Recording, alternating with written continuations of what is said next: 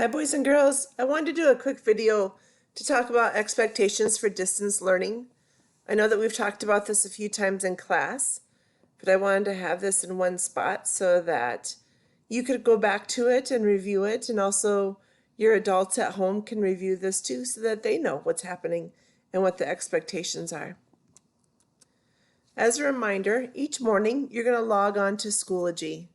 And you're going to log right into our classroom Schoology. You're going to go to materials. Now, as a reminder, my materials section is going to look a little different than yours because I'm the teacher. But you're going to log into Schoology, and right away you'll see the headquarters, you'll see a folder for choice boards, and then you'll see whatever active week we are on. You're going to click on that week and open the specific week folder.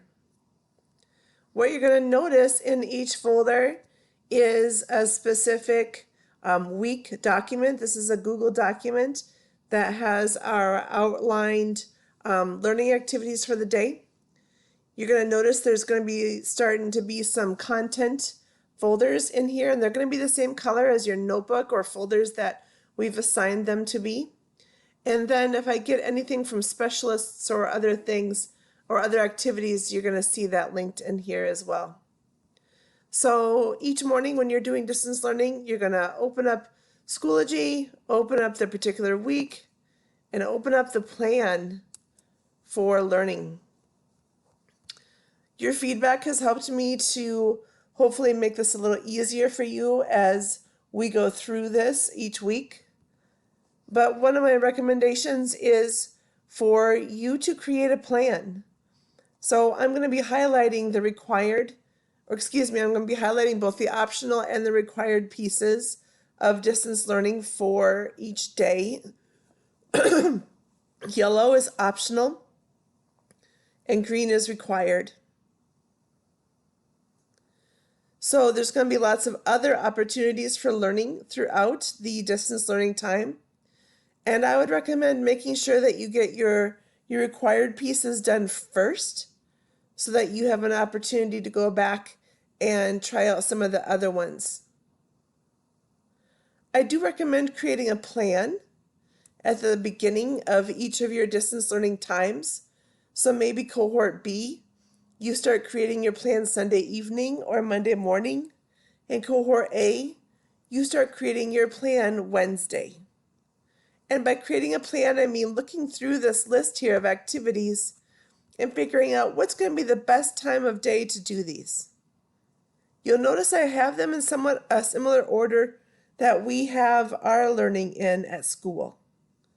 So you, though, as a reminder, can take this and do them in any order that you wish.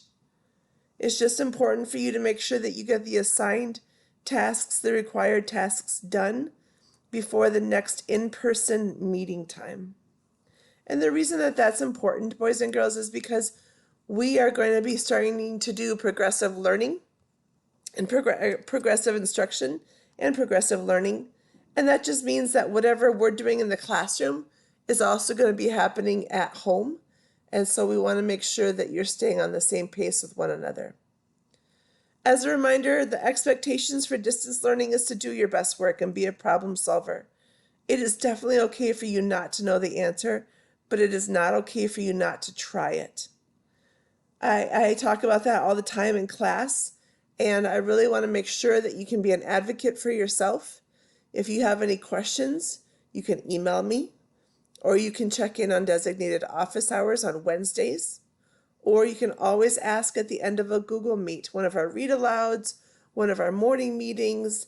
And if I can't answer the question right away, I'll email you. I always try to check my emails right when we have specials or right when we have recess, but otherwise I'm not going to be able to get to my emails until the end of the day. But always know that you can email me and we will problem solve together. I might not give you the answer. I might give you some more questions to think about, but that's part of learning. Number 4, for expectations. For videos, which includes Flipgrid, please use your real name. I know that it's fun to make made-up names and such, but when I'm going through them, sometimes it's hard for me to figure out whose is whose video. And the other thing too is please do not use filters that cover your face, whether it's for the snapshot where you're turning in your assignment or you're creating a video and we can't see your face. That's part of the school assignment, and you wouldn't do that with me in person either. And finally, I've already mentioned this before, our required assignments should be completed by the next face-to-face in-person learning day. And that's so that we can start getting on pace with one another, even though we are in two different cohorts. So if you have any questions about this, please make sure that you ask, and I'll be happy to explain. Have a good night.